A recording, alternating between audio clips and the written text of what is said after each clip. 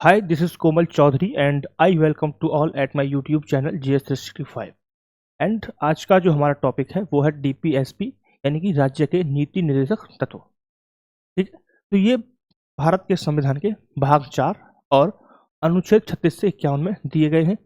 हम समझेंगे इस लेक्चर में कि इनका हिस्टोरिकल बैकग्राउंड कहाँ है, यानी कि किस सोर्स से हमने लिया है।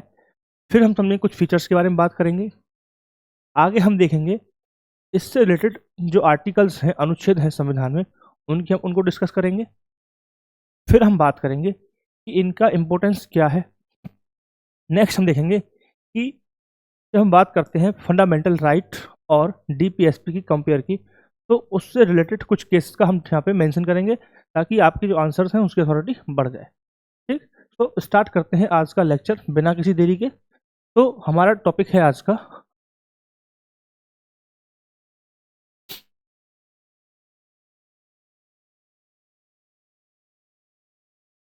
हमारा डीपीएसपी, राज्य के नीति निर्देशक तत्व।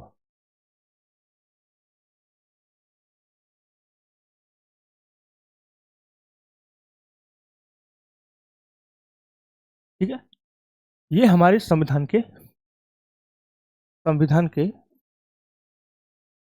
भाग 4 यानी कि पार्ट 4 और अनुच्छेद 36 से 51 तक दिए हुए हैं।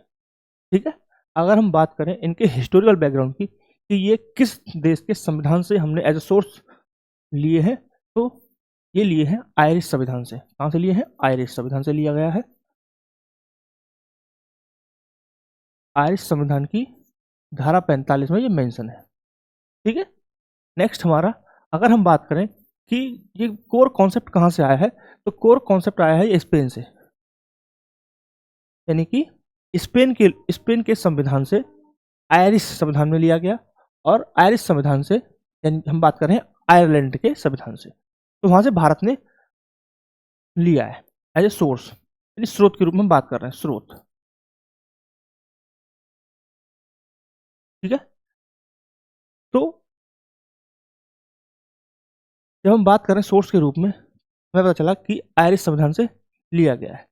इनके उद्देश्य क्या है? इसका उद्देश्य क्या है? उद्देश्य की बात करूं तो उद्देश्य आर्टिकल अनुच्छेद 37 कहता है, अनुच्छेद 37 आर्टिकल 37 डीपीएसपी के उद्देश्यों के बारे में बात करता है, उनके अनुप्रयोग के बारे में बात करता है। तो इसका उद्देश्य क्या है? न्याय दिलाना और एक कल्याणकारी राज्य की स्थापना, सेल्फ वेलफेयर स्टेट, कल्याणकारी राज्य की स्थापना।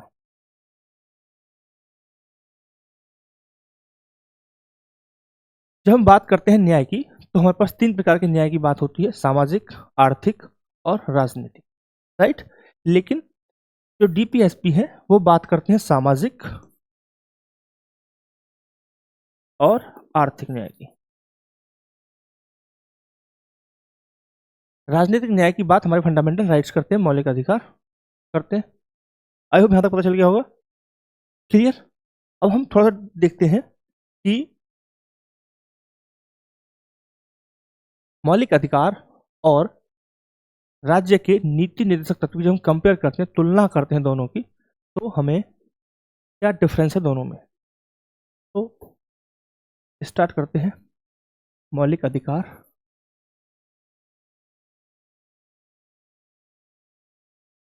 एवं राज्य के नीति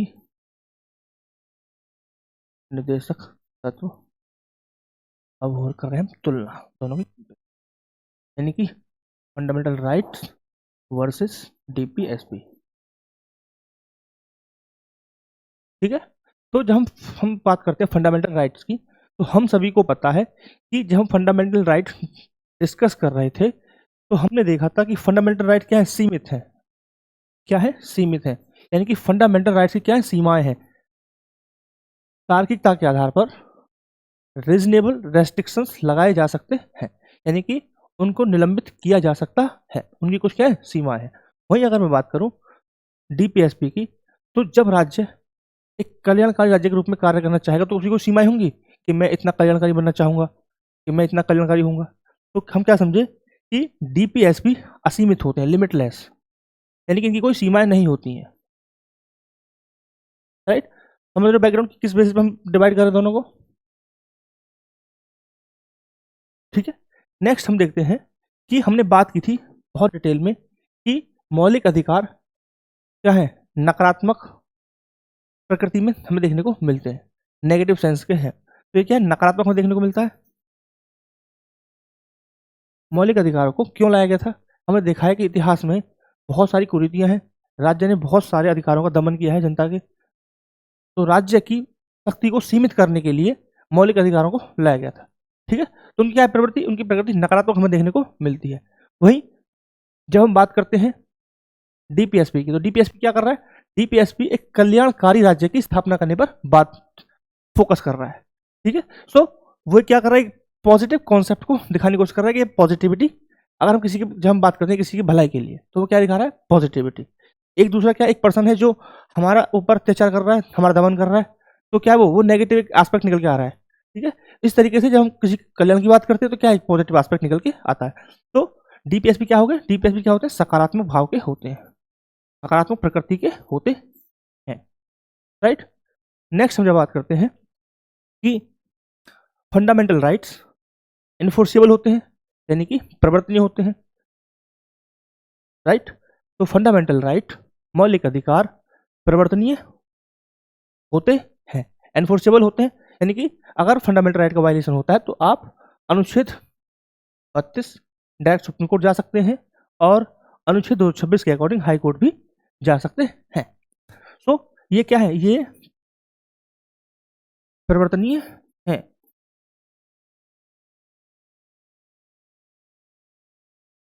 दूसरा, वहीं हम बात करते हैं डीपीएसपी को, तो ये परिवर्तनीय नहीं है, शुद्ध हिंदी है और इंग्लिश में समझे तो इन्फोर्सिएबल और नॉन इन्फोर्सिएबल।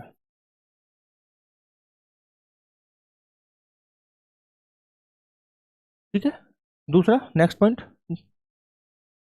है हमारा कि जो फंडामेंटल राइट है वो न्यायोचित है।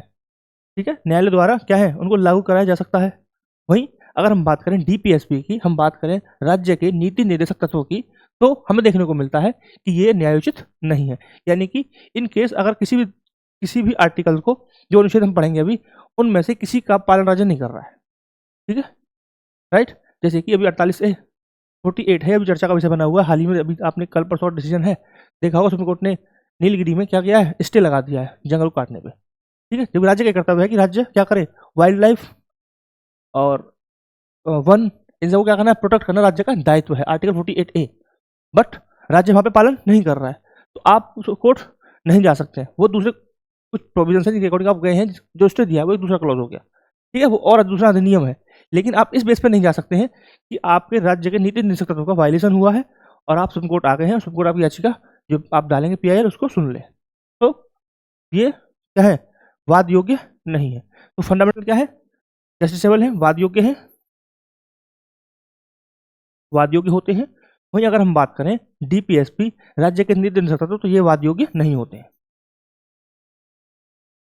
वाद योग्य नहीं। आई होप दोनों में डिफरेंस बहुत अच्छे से क्लियर हो रहा होगा। तो जब डिफरेंस की बात होती है तो ऐसा हमें देखने को मिलता है कि वाद योग्य है, यानी न्यायालय जा सकते हैं हम। ठीक है, वायलेशन होगा तो हम सुप्रीम कोर्ट जा सकते हैं, वहीं इन पे कुछ नहीं कर सकते हम। तो हमें कहीं ना कहीं देखने को मिलता है सुपीरियरिटी, की मौलिक अधिकार क्या है, सुपीरियर है। लेकिन सर्वोच्च न्यायालय ने अपने कई निर्णयों में ये बताया है कि डीपीएसपी फंडामेंटल राइट के सबऑर्डिनेट नहीं है, यानी कि राज्य के नीति निर्देशक तत्व मौलिक अधिकारों के अधीनस्थ नहीं है। दोनों क्या है, दोनों पूरक हैं, एक दूसरे के साथ चलते हैं। अब हम देखेंगे बहुत सारे कोर्ट के डिसीजन मैंने लगाए हुए हैं, तो हम उनको देखेंगे। राइट, अब हम आगे बात करते हैं वर्गीकरण को लेकर कि दोनों का डिसीजन। जब हम बात करते हैं डीपीएसपी को, तो हम उनको डिवाइड कर सकते हैं 3 पार्ट में। ठीक है, मैं बता दूं ये डिवाइडेशन संविधान में नहीं है, ये डिवाइडेशन सिर्फ हमें अपनी समझ के लिए और अपने बेटर अंडरस्टैंडिंग के लिए हमने किया हुआ है। तो कुछ आर्टिकल्स आपको कहीं पे, जैसे मैं पढ़ाऊंगा तो वो आर्टिकल्स आपको दिखेंगे समाजवादी में, तो किसी और जगह वो आपको दिख सकते हैं गांधीवादी में। ठीक है, तो उसमें इश्यू नहीं रहेगा और ऐसा एग्जाम में नहीं आएगा कि कौन सा गांधीवादी है कौन सा समाजवादी है। आर्टिकल आएगा डायरेक्ट, अगर वनडे एग्जाम की बात करता हूँ। ठीक है, तो जब हम करते हैं डिवाइडेशन की, वर्गीकरण की हम बात करें, क्लासिफिकेशन की हम बात करते हैं, तो हमें देखने को मिलता है 3 प्रकार का वर्गीकरण हम देख सकते हैं। पहला समाजवादी, ठीक है, दूसरा है गांधीवादी, दूसरे की हम बात करते हैं तो हमें दिखता है गांधीवादी। थर्ड हमारा आता है उदार बौद्धिक। ठीक है, अब देखो हम सभी को पता है जब हम बात करते हैं समाजवाद, तो समाजवाद का कोर कॉन्सेप्ट क्या है? समाजवाद का कोर कॉन्सेप्ट होता है डिस्ट्रीब्यूशन, यानी कि लोगों के बीच में समानता के साथ वितरण, असमानताओं को कम करना। ठीक है, तो समाजवाद क्या बात करता है? असमानताओं को कम करने की बात करता है। ठीक है, चाहे वो आय के आधार पर हो, चाहे वो प्रॉपर्टी के आधार पर हो। ठीक है, तो जब हम देखेंगे ऐसे आर्टिकल्स, तो आप खुद से महसूस करोगे कि जिन आर्टिकल्स में, जिन अनुच्छेदों में बात हो रही है वितरण को लेके, है ना, समानता को लेके बात हो रही है, तो वो आर्टिकल जाएंगे हमारे समाजवादी में। वहीं गांधी जब हम गांधीवादी की बात करते हैं तो आप क्या समझते हैं? गांधीवादी क्या कहते हैं कि ग्राम स्तर पर पंचायतें हों, है ना, ग्राम से ही क्या है ओरिजिनल विकास है, असली विकास। अगर ग्राम का विकास है तो आपका असली विकास है। तो ऐसे कोर कॉन्सेप्ट जो ग्राम से जुड़े हुए हैं, पंचायतों से जुड़े हुए हैं, उन सबको हम क्या देखते हैं? हम देखते हैं गांधीवादी में। ठीक है, तो जब हम ऐसे आर्टिकल्स पढ़ेंगे तो आप खुद फील करोगे कि वो सब क्या है, गांधीवादी सिद्धांतों को प्रमोट कर रहे हैं, इसलिए हम इनको बोलते हैं गांधीवादी सिद्धांत पर बेसिक आर्टिकल। ठीक है, ऐसे ही हम बात करें उदार बौद्धिक। ठीक है, व्यक्तिगतवाद को बढ़ावा देगा। तो आई होप कि तीनों कॉन्सेप्ट में आपको क्लियरिटी मिलेगी, और जब हम आर्टिकल्स को पढ़ेंगे तो आप खुद से देखेंगे कि आर्टिकल्स अपने आप ही डिवाइड होते दिखेंगे आपको कि ये समाजवाद वाला आर्टिकल है, ये गांधीवाद की तरफ जाएगा, और ये उदार बौद्धिक सिद्धांत, लिबरल एंड इंटेलेक्चुअल प्रिंसिपल्स पर जाएगा। राइट, तो हम स्टार्ट करेंगे आर्टिकल 38 से, जो बात करता है समाजवादी सिद्धांत की।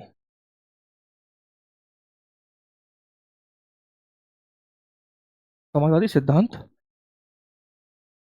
यानी कि सोशलिस्ट प्रिंसिपल। ठीक है, तो ये हमारा हो गया। ये हमने पढ़ा DPSP inspiration, Irish constitution, influence by the Spanish constitution, there were included the Indian constitution emphasize the Indian commit socio economic justice, जो हमने बात की कि बात करता है डीपीएसपी, किसकी बात करते हैं? जस्टिस की बात करता है, आइडिया और वेलफेयर स्टेट्स का, जो इसका क्या है, ऑब्जेक्टिव है। राइट, तो the framer of the constitution such as doctor Bhimrao Ambedkar viewed this principle are the fundamental to the governance of the country. Doctor Bhimrao Ambedkar के अनुसार क्या है, ये फंडामेंटल है, कोर वैल्यूज हैं फॉर द गवर्निंग के लिए। क्योंकि आप समझो कि जब आप वेलफेयर स्टेट की बात करते हैं तो आप क्या करेंगे? पब्लिक ओपिनियन के लिए आप रूल बनाएंगे, लॉ बनाएंगे। ठीक है, जब आप पब्लिक ओपिनियन के अकॉर्डिंग लॉ बनाएंगे तो क्या होगा, आपकी जो छवि है एज ए जनप्रतिनिधित्व, ठीक है, एज ए रिप्रेजेंटेटिव, आपकी छवि बनेगी, वो अच्छी बनेगी। तो क्या है, सत्ता में आने के लिए आपको क्या छवि चाहिए, तो आप सत्ता में आने के चांसेस आपके बढ़ जाते हैं। वहीं जब आप पब्लिक ओपिनियन के अकॉर्डिंग काम नहीं करेंगे तो क्या होगा, आपकी सत्ता में आने की जो चांसेस है वो क्या हो जाएंगे, कम हो जाएंगे। ठीक है, इसलिए कहा है कि वेलफेयर स्टेट बनेगा। राइट, तो क्या होगा, गवर्निंग गवर्निंग चाहिए, गवर्निंग बढ़ेगी तो आपकी सत्ता आने की चांसेस क्या होंगे, वो भी बढ़ेंगे। ठीक है, तो वेलफेयर स्टेट के लिए आप काम नहीं करेंगे तो क्या करेंगे, आपकी सत्ता नहीं आएगी। ठीक है,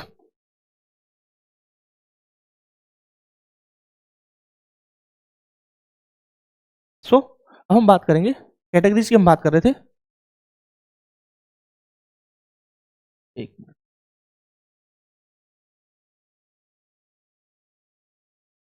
तो फर्स्ट कैटेगरी हमारी आती है सोशलिस्ट कैटेगरी, आर्टिकल 38। आर्टिकल 38 क्या कह रहा है? Strive to promote the welfare of people by the ensuring a just social and economic and political order. यानी कि सिंपल बात बताऊं मैं, तो आर्टिकल 38 बात कर रहा है न्याय की, जस्टिस की बात कर रहा है। ठीक है, कौन सा जस्टिस? सामाजिक, राजनीतिक और आर्थिक, तीनों जस्टिस की बात कर रहा है। थर्ड, वो बात कर रहा है असमानताओं को दूर करना, इनइक्वालिटीज को क्या करना है, कम करना है। ठीक है, तो ये economic and political and social तीनों जस्टिस की बात कर रहा है, और वेलफेयर के लिए काम करना है, पब्लिक वेलफेयर के लिए। यानी कि पब्लिक वेलफेयर कैसे, कि समाज जो सोसाइटी में फैला हुआ है असमानताएं, उनको कम करने के लिए आपको काम करना है। ठीक है, चाहे वो असमानता हो आय के आधार पर, चाहे वो किसी स्थिति, चाहे कोई सुविधा हो, चाहे कोई ऑफिसर, सबके लिए क्या होना चाहिए, बराबर होना चाहिए। राइट, तो ये है हमारा आर्टिकल 38। इसलिए जब हम बात करते हैं आर्टिकल 39, आर्टिकल 39 क्या कह रहा है कि ensure adequate means of livelihood, equal pay for equal work and protection of the child. तीन चीज यहाँ पे दिख रही है हमें। एडिक्वेट मीन्स ऑफ लाइवलीहुड, यानी कि आजीविका के लिए पर्याप्त संसाधन होना चाहिए। ऐसा नहीं होना चाहिए कि रिसोर्सेज की कमी है और अपॉर्चुनिटी ही नहीं मिल रही है लाइवलीहुड के लिए। ठीक है, नेक्स्ट हमारा equal pay two equal work. जब हम बात करते हैं equal pay two equal work, यानी कि समान काम के लिए समान वेतन, यहाँ बात हो रही है पुरुष और महिलाओं के लिए। अगर पुरुष और महिलाएं दोनों बराबर काम कर रही हैं, ठीक है, सेम काम दोनों कर रहे हैं, तो दोनों की सैलरी भी सेम ही होनी चाहिए। हम देखते हैं कि पब्लिक ऑफिस में तो सेम मिलता है, लेकिन जो प्राइवेट ऑफिस है वहां पे हमें ये चीज देखने को मिलती है कि equal pay two equal work नहीं मिलता है। ठीक है, अगर मिलता भी है तो उनसे एक्स्ट्रा काम कराया जाता है, बहुत ज्यादा हमें देखने को मिलता है क्रंच। ठीक, नेक्स्ट हमारा है प्रोटेक्शन ऑफ द चाइल्ड, यानी कि जो बच्चे हैं उनको क्या करना है, प्रोटेक्ट करना है। यानी प्रोटेक्ट कैसे करना है कि उनके अगेंस्ट कोई, जैसे कि क्या हो गया,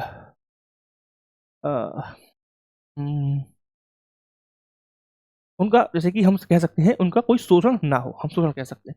ठीक है, क्योंकि साथ कोई अमानवीय गतिविधि ना हो, उनसे क्या करना है, बच्चों को प्रोटेक्ट करना है। ठीक है, तो यहाँ पे लिख सकते हैं अमानवीय गतिविधि या फिर शोषण। ठीक है, नेक्स्ट हम बात करते हैं article 43। Article 43 promote cottage industry. ये आर्टिकल एक्चुअल में आएगा यहाँ पे इसे नहीं लिखे हैं, यहाँ पे इसे मत लिखो। ठीक है, क्योंकि मैंने बात की थी कॉटेज इंडस्ट्री हो गया, खादी हो गया, गांव की बात हो गई, ये सब बात कौन करेंगे, ये सब बात करेंगे गांधी जी। ठीक है, तो हम यहाँ पे और आर्टिकल लिख सकते हैं। आर्टिकल 41 को हम पढ़ सकते हैं। आर्टिकल 41 क्या कहता है, आर्टिकल 41 कहता है कि बुढ़ापे में या फिर कोई बीमार हो कोई पर्सन, ठीक है, या बेरोजगारी है या फिर कोई डिसेबिलिटी है, विकलांग व्यक्ति है, तो उनको भी काम करना, शिक्षा मिले, है ना, और उनको भी पब्लिक हेल्प मिले, ये उनको क्या है, अधिकार है। ठीक है, और ये कौन प्रोवाइड कराएगा, ये कराएगा स्टेट प्रोवाइड, राज्य प्रोवाइड कराएगा। जब हम बात करते हैं डीपीएसपी की, तो चीज आप समझने की कोशिश करो कि डीपीएसपी और कुछ नहीं बल्कि ये क्या है, ये एक प्रकार के अधिकार हैं जो एक समाज को मिले हुए हैं, जो समूह के रूप में आपको दिए गए हैं। ठीक है, जब हम बात करते हैं फंडामेंटल राइट की, मौलिक अधिकार की, तो मौलिक अधिकार हमें समझना चाहिए कि मौलिक अधिकार व्यक्तिगत रूप में आपको मिले हुए अधिकार हैं। वहीं डीपीएसपी यानी राज्य के नीति निर्देशक तत्व आपके वो अधिकार हैं जो समाज के रूप में, जो समूह के रूप में आपको मिले हुए हैं, और ये वाद योग्य नहीं है। यानी कि इनके वायलेशन होने पर आप सुप्रीम कोर्ट या हाई कोर्ट का रुख नहीं कर सकते डायरेक्ट। ठीक है, और अधिनियम के माध्यम से आप जा सकते हो, अलग चीज है। ठीक, नेक्स्ट हम यहाँ पे आर्टिकल 42 को भी ऐड कर सकते हैं। आर्टिकल 42 क्या कहता है, आर्टिकल 42 करता है कि जो वर्किंग कंडीशन होती है किसी भी ऑफिस में, वर्किंग कंडीशन और जो पोल अकॉर्डिंग नहीं होनी चाहिए, ह्यूमन के अकॉर्डिंग। ऐसा नहीं है कि आपको काम, जहां आप काम कर रहे हैं वो काम करने की सिचुएशन ही नहीं है, स्थिति नहीं है। जैसे कि महिला को अक्सर हम देखते हैं कि महिलाएं काम करती हैं और वहाँ पे बहुत सारी ऐसी इंस्टीट्यूशंस हैं कि वहाँ पे वॉशरूम नहीं है पर्सनल यूज के लिए, यानी कि जेंट्स और मेन दोनों के लिए कॉमन वॉशरूम है, लेडीज के लिए सेपरेट वॉशरूम नहीं है। यानी कि वर्किंग कंडीशंस ठीक नहीं है, ह्यूमिलेट किया जाता है वुमेन्स को, है ना, मिसबिहेव किया जाता है। तो ये क्या, ये दिखाता है वर्किंग कंडीशंस को। तो आर्टिकल 42 कहता है कि राज्य ऐसी सिचुएशन बनाए, ऐसा एनवायरनमेंट बनाए कि क्या हो, वर्किंग कंडीशन अच्छी रहे और जिससे प्रोडक्टिविटी भी बढ़े। ठीक है, और दूसरा आर्टिकल 42 एक और बात करता है, मैटरनिटी लीव की बात करता है। यानी कि जो जब महिला गर्भवती होती हैं तो उनको पेड लीव दी जानी चाहिए। ठीक है, यानी कि ऐसा नहीं होना चाहिए कि आप प्रेग्नेंट हैं तो आपको ऑफिस से टर्मिनेट कर दें, या फिर जो आपकी एब्सेंट लगेगी वो विदाउट सैलरी हो, ऐसा नहीं होना चाहिए, पेड लीव मिलनी चाहिए। ठीक है, तो आर्टिकल 42 बात करता है वर्किंग कंडीशंस की एंड मैटरनिटी लीव की, मैटरनिटी रिलीफ, दो चीज बात करता है आर्टिकल 42। ठीक है, नेक्स्ट हम बात करते हैं आर्टिकल 43 ए की हम बात यहाँ पे कर सकते हैं। ठीक है, आर्टिकल 47 की हम बात कर सकते हैं। 47 में क्या दिया हुआ है कि लोगों का जो स्टैंडर्ड ऑफ लिविंग है ना, उसको सुधारा जाए। ये किसकी जिम्मेदारी है, ये जिम्मेदारी राज्य की। तो आर्टिकल 47 बात करता है स्टैंडर्ड ऑफ लिविंग की।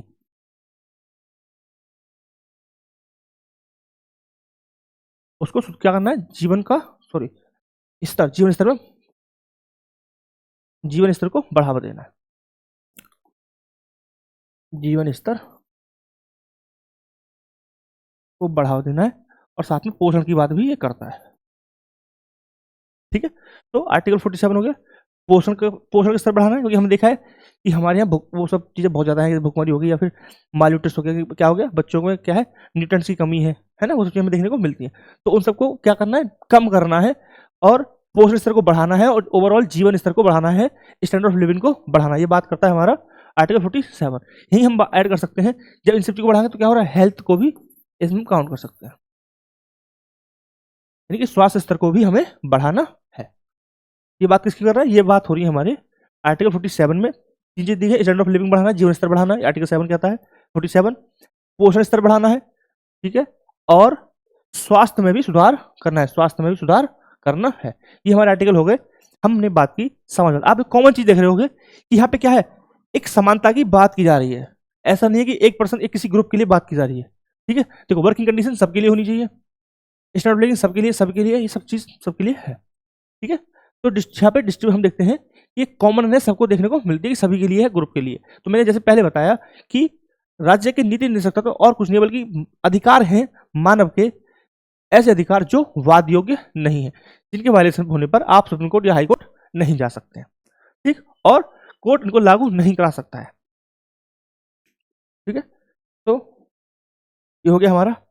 नेक्स्ट हम बात करेंगे, नेक्स्ट हमारा है, जैसे हमने डिवाइडेशन किया था, नेक्स्ट हमारा आता है गांधी प्रिंसिपल, यानी गांधीवादी सिद्धांतों के आधार पर जब हम बात करते हैं। एक मिनट हटा देता हूँ, फिर आप स्नैप ले लीजिए, नहीं लेना है क्योंकि मैं ये हटाने वाला हूँ, क्योंकि वी विल डिस्कस ना कि गांधीवादी प्रिंसिपल्स, तो फिर कुछ लिखना पड़ेगा, कुछ आर्टिकल्स जो यहाँ पे लिखे हुए नहीं है वो मैंने अलग से लिख रखे हैं, तो यहाँ पे मैं लिखा दूंगा। आप स्नैप ले सकते हैं, क्योंकि ये पीडीएफ में अवेलेबल नहीं हो पाएगा। ठीक है, क्योंकि मैं भी जो इरेज कर दूंगा तो इस सब कुछ हट जाएगा, मुझे बताना पड़ेगा, आर्टिकल्स ऐड करने पड़ेंगे इस तरीके से और भी। ठीक है, क्योंकि यहाँ पे बहुत कम आर्टिकल्स लिखे हुए, 3 आर्टिकल लिखे हुए, क्योंकि ये बहुत छोटे हैं, बहुत इंपॉर्टेंट वाले यहाँ पे लिखे हुए हैं, और ये आपकी बेटर अंडरस्टैंडिंग के लिए यहाँ पे मैंने और लिखे हैं। ठीक है, क्योंकि हमारे पास आर्टिकल है 36 से लेके 51 तक। ठीक है, तो राज्य के नीति निर्देशक तत्व में हम आर्टिकल्स ही पढ़ने वाले हैं। चलो, आई होप आपने सबने स्नैप ले ली होगी।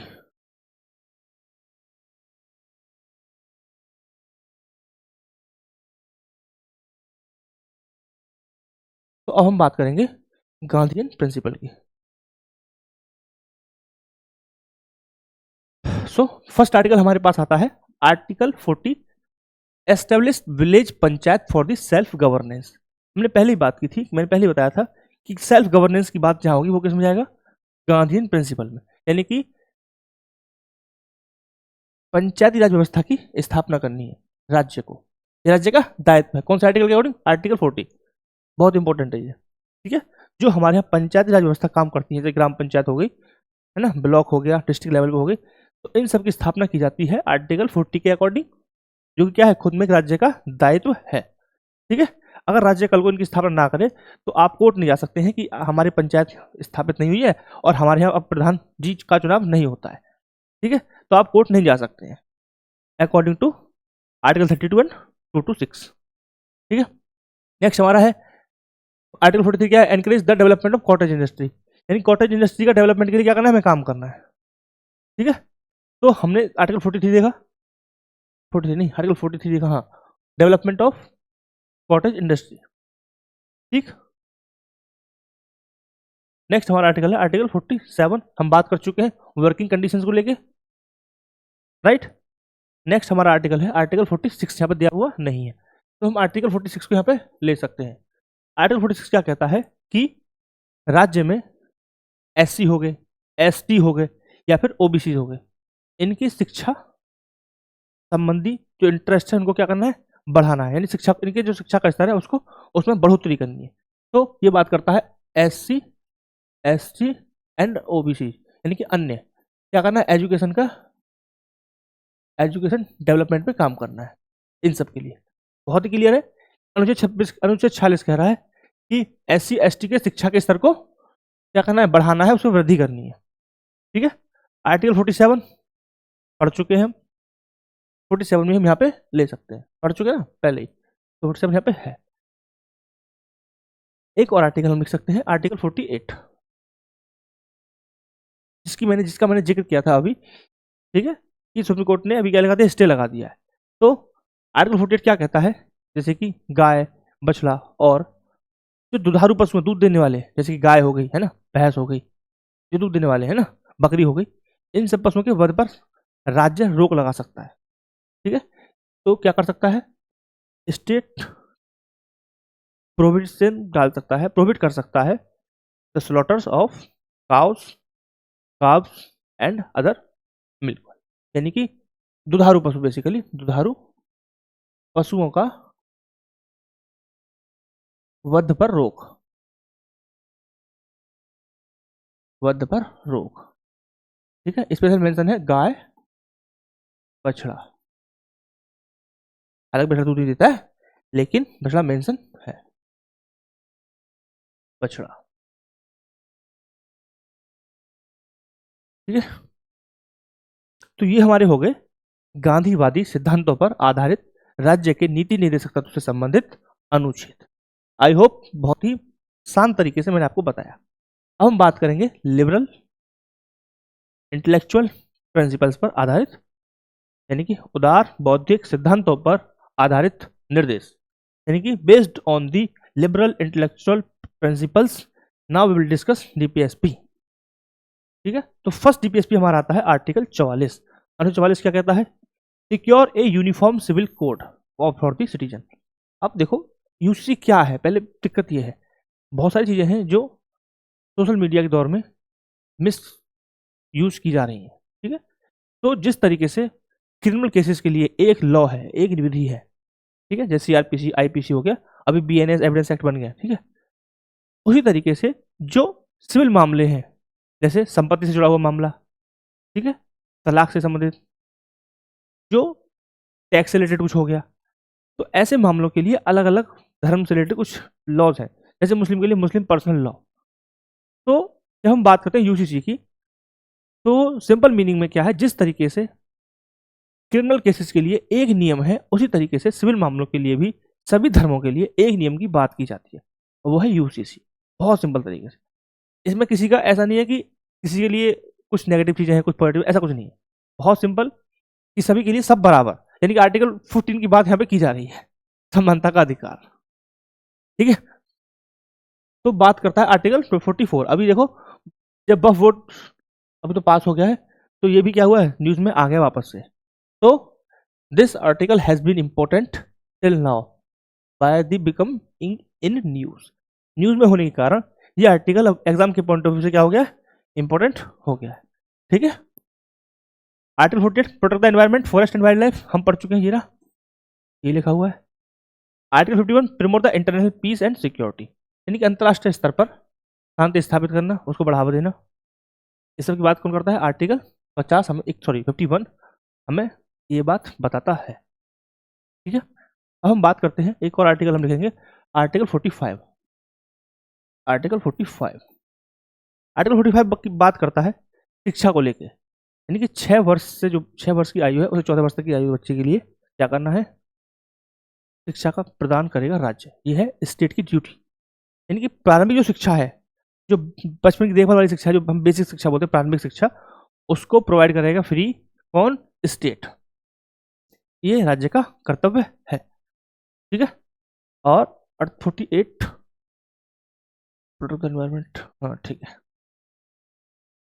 तो आई होप कि ये जो तीनों पॉइंट्स से हमने बहुत अच्छे तरीके से कर लिया। अब हम बात करते हैं सिग्निफिकेंस ऑफ द डीपीएसपी, यानी कि राज्य के नीति निर्देशक तत्वों का हम बात कर रहे हैं महत्व। उससे पहले एक आर्टिकल और है, आर्टिकल 50 और समझते हैं। आर्टिकल 50 क्या कहता है कि राज्य की जो लोक सेवा में जो न्यायपालिका, सिंपल समझो, न्यायपालिका और विधायिका में अलग अलग, उनके विषय अलग अलग हों, यानी कि दोनों में अलगाव हो, दोनों में एकजुटता ना हो, दोनों अपनी शक्तियों का प्रयोग करें अलग अलग। ठीक है, 50 सिंपल कहता है विधायिका और कार्यपालिका में अलग, दोनों में अलग अलग सिद्धांत, अलग अलग विषय हैं और अलग तरीके से दोनों काम करें, दोनों में पृथक मतलब अलग विषय, उनका विषय अलग है, उनका विषय अलग है।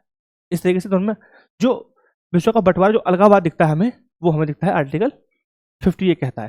ठीक है, कि न्यायपालिका, और न्यायपालिका को कार्यपालिका से अलग रहना चाहिए विषयों के मामले में। ठीक है, आर्टिकल 51 की बात हमने कर ली है।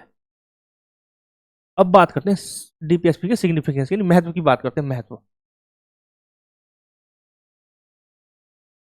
तो महत्व की हम बात करते हैं तो डीपीएसपी जैसे कि हमने बात की, राज्य के नीति निर्देशक तत्व वो कोर्ट के द्वारा एनफोर्सेबल नहीं है। ठीक है, तो ये राज्य का क्या है, मनमाना रूप है कि मेरा मन है तो मैं करूंगा, मेरा मन है तो नहीं करूंगा। हालांकि उसको करना पड़ेगा, अगर वो ऐसा नहीं करेगा तो अगले टर्म में, नेक्स्ट टर्म में उसकी सरकार नहीं आएगी। सिंपल सी बात है, अगर आप हमारे फेवर में काम नहीं करेंगे तो हम आपको वोट नहीं देंगे और आप सत्ता में नहीं आएंगे।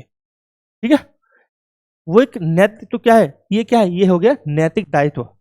ये क्या है, मॉरल ड्यूटी है, ये इन्फोर्सेबल नहीं है। क्लियर, किस तरीके से समझ सकते हैं कि ये मॉरल है, क्योंकि ये इन पे ये बाध्यकारी नहीं है स्टेट के ऊपर कि आप इन्हें लागू कीजिए। यहाँ पे लिखा हुआ है, जब पॉलिसी बनाएंगे तो आपको इक्वलिटी और जस्टिस का ध्यान रखना है और एक वेलफेयर स्टेट को बनाने के लिए आपको काम करना है। ठीक है, नेक्स्ट देखते हैं, नेक्स्ट क्या है, हम देखते हैं इनका, देखो यहाँ पे लिखा हुआ है नॉन एनफोर्सेबल है। ठीक है, since they are not really binding, binding नहीं है, स्टेट में चूज टू इग्नोर देम, यानी कि राज्य इनको अनदेखा कर सकता है, जो हमने अभी बात की। ठीक है, depend on the political will of the government affect the implementation, यानी कि राजनीतिक इच्छा शक्ति के ऊपर डिपेंड करेगा कि इन्हें लागू करना है या नहीं करना है। वो एक अलग बात है कि आप लागू नहीं करेंगे तो आपको वोट नहीं देंगे और आप नेक्स्ट टर्म में सत्ता पे आप नहीं आ पाएंगे। ठीक है, अब हम बात करते हैं थोड़ी सी अलग कि कुछ संशोधन किया गया है, कुछ अमेंडमेंट हुए हैं या नहीं। तो अब बात करते हैं अमेंडमेंट ऑफ द डीपीएसपी, यानी कि राज्य के नीति निर्देशक तत्वों में संशोधन।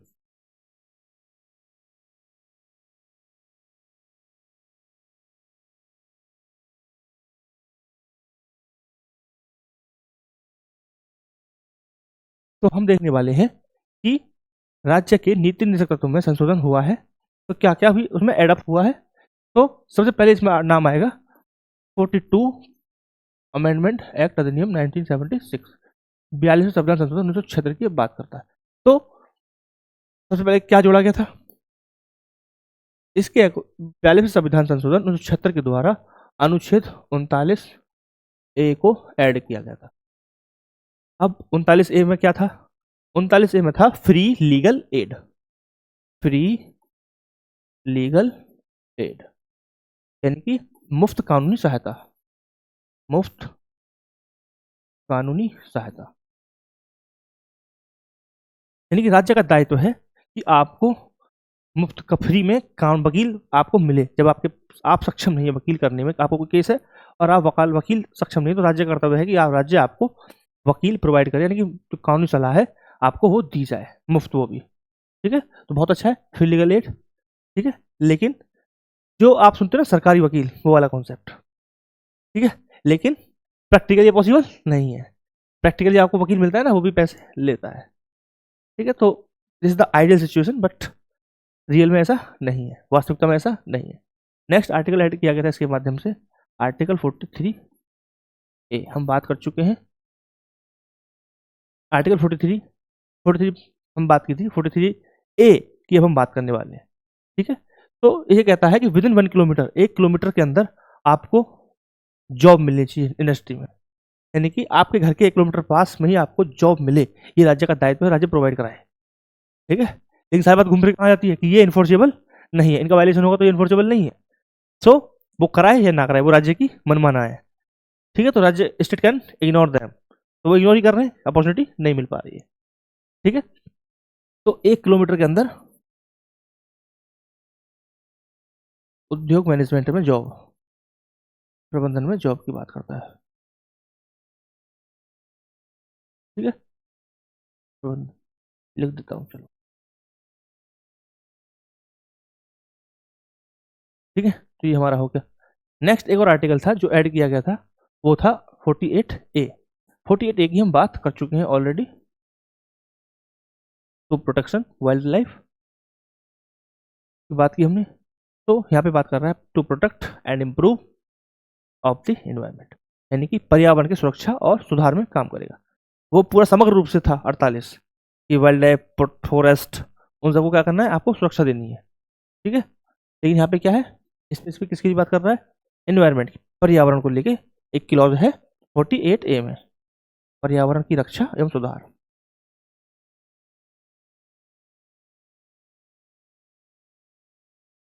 यानी कि improve and protection of the environment.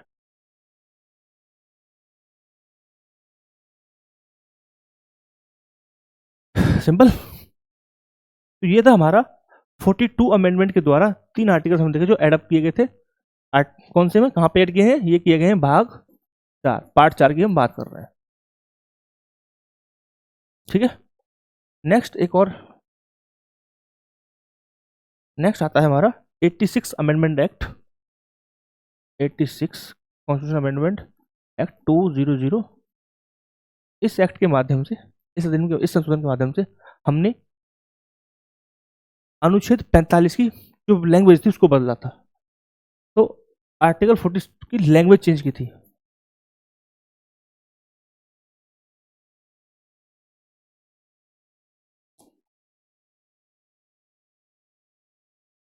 Language change यानी कि उनका, उसका जो विषय वस्तु था, जो थीम था आर्टिकल 45 का, उसको बदला गया और हमने उस लैंग्वेज को, जो लैंग्वेज थी, क्या कर दिया, पहले था कि राज्य 6 से 14 वर्ष के बच्चों को शिक्षा प्रोवाइड कराएगा, राज्य का दायित्व। लेकिन प्राथमिक शिक्षा की बात हो, प्राइमरी एजुकेशन की बात हो रही है यहाँ पे, याद रखना। लेकिन अब जो प्राइमरी एजुकेशन है वो बन गया फंडामेंटल राइट। जो प्राइमरी एजुकेशन, ये बात करता है प्राइमरी एजुकेशन की, प्राथमिक शिक्षा की बात कर रहा है, प्राथमिक शिक्षा।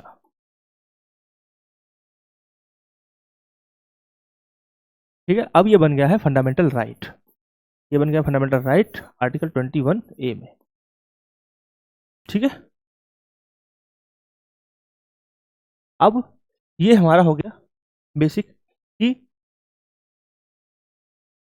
इन संविधान संशोधनों के माध्यम से राज्य के नीति निर्देशक तत्वों में क्या क्या कुछ चीजें ऐड की हैं, कुछ आर्टिकल्स ऐड किए गए हैं।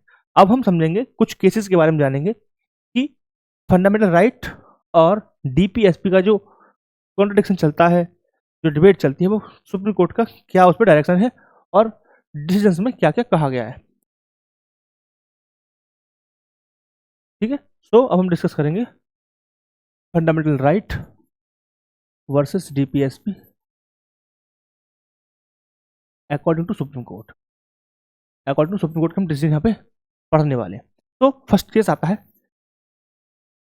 चंपकम दोराईराजन बनाम मद्रास राज्य 1951। तो फर्स्ट केस हमारा चंपकम दोराईराजन बनाम मध्य प्रदेश, सॉरी मद्रास।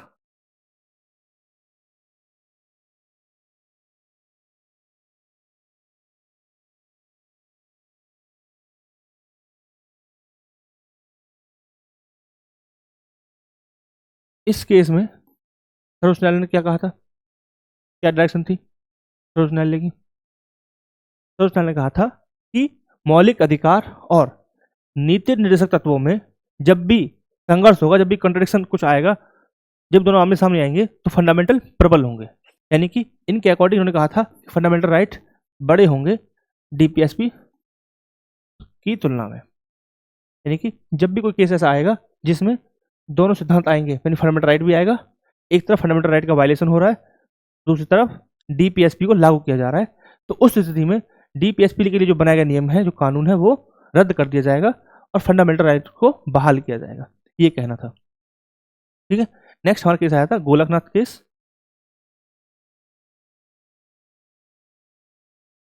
गोलकनाथ केस, ठीक है, इस केस में क्या, इस मामले में क्या सर्वोच्च न्यायालय ने क्या कहा था, इसमें सर्वोच्च न्यायालय ने कहा था कि मौलिक अधिकारों को संशोधित नहीं किया जा सकता है, यानी कि वो एब्सोल्यूट है, बिल्कुल संशोधित नहीं किया जा सकता है। यानी कि एफआर इन्होंने, मतलब ऊपर वाला सिद्धांत, जो ये वाला सिद्धांत है, इसी को ही इन्होंने स्थापित किया कि जब संशोधित नहीं किया जा सकता, सॉरी, जब संशोधित नहीं किया जा सकता है तो क्या हो गया, उनकी अथॉरिटी को ही एस्टेब्लिश किया जाएगा, राइट। तो ये भी चंपकम केस में जो हुआ था उसी थ्योरी को आगे यहाँ पे बढ़ाया गया। फिर आया केशवन भारती केस 1973। इनको एक फेज पे लिख देता हूँ ताकि आपको इजीली समझ में आ जाए। थर्ड आया हमारा Keshavananda Bharati case, the landmark decision for बहुत सारी चीज़ों के लिए।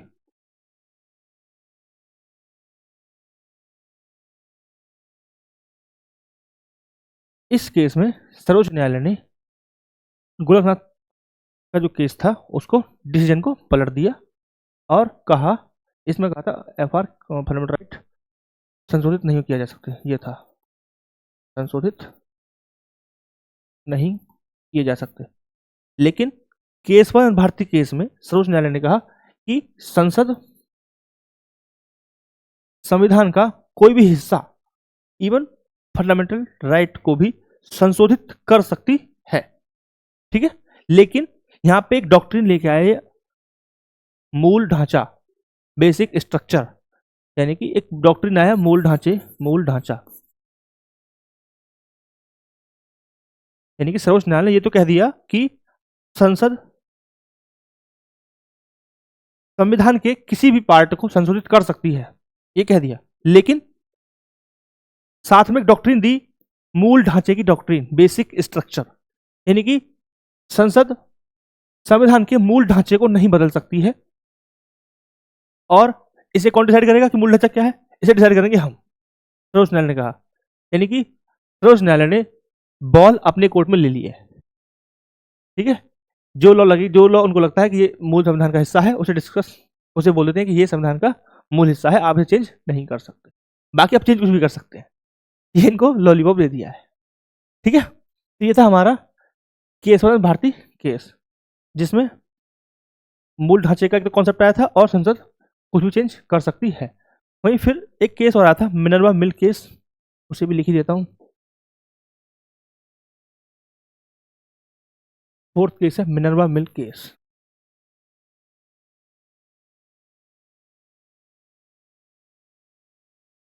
इस केस में सर्वोच्च न्यायालय ने केशवानंद भारती केस में दिए गए निर्णय को बरकरार रखा और कहा कि संसद किसी भी कानून को बदल सकती है, संविधान के किसी संविधान को बदल सकती है, बशर्ते संसद मूल ढांचे को नहीं बदल सकती है। ठीक है, यानी कि जो कॉन्सेप्ट केशवानंद भारती केस में दिया गया था उसको ही आगे बढ़ाया है मिनर्वा मिल केस ने। ठीक है, अब हम थोड़ा सा डिस्कस कर लेते हैं कि कहाँ कहाँ पे हमें देखने को मिलता है डीपीएसपी लागू किए गए। जब बात एक हमारा कॉन्सेप्ट, ठीक है, तो पहला हमें देखने को मिलता है भूमि सुधार। आप सभी को याद है जमींदारी को उन्मूलन किया गया है, जमींदारी, इनामदार, वो सब जो बिचौलिया कॉन्सेप्ट चलता था उसको हटाया गया, परिसीमन लाया गया। तो वहां पे क्या हुआ है, जो संसाधन थे, रिसोर्सेज थे, उनको डिस्ट्रीब्यूट किया गया है, धन का संकेंद्रण ना हो, इस बात पर ध्यान दिया गया है।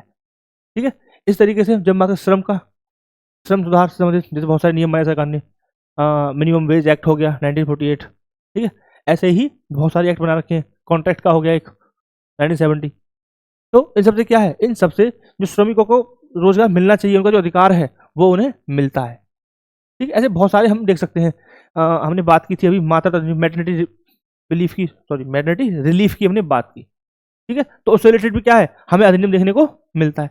हमने बात की पंचायत राज व्यवस्था की, तो हमें संविधान में ही जो 73 संविधान संशोधन 1992 के द्वारा जोड़ा गया था, हमें क्लॉज देखने को मिलता है। वो भी क्या है, वो भी एक नीति निर्देशक तत्व को लागू करने का एक तरीका है। तो हमने देखा कि बहुत सारी जगह ऐसी चीजें हैं जहां पे हमने नीति निर्देशक तत्वों को लागू होते देखा है।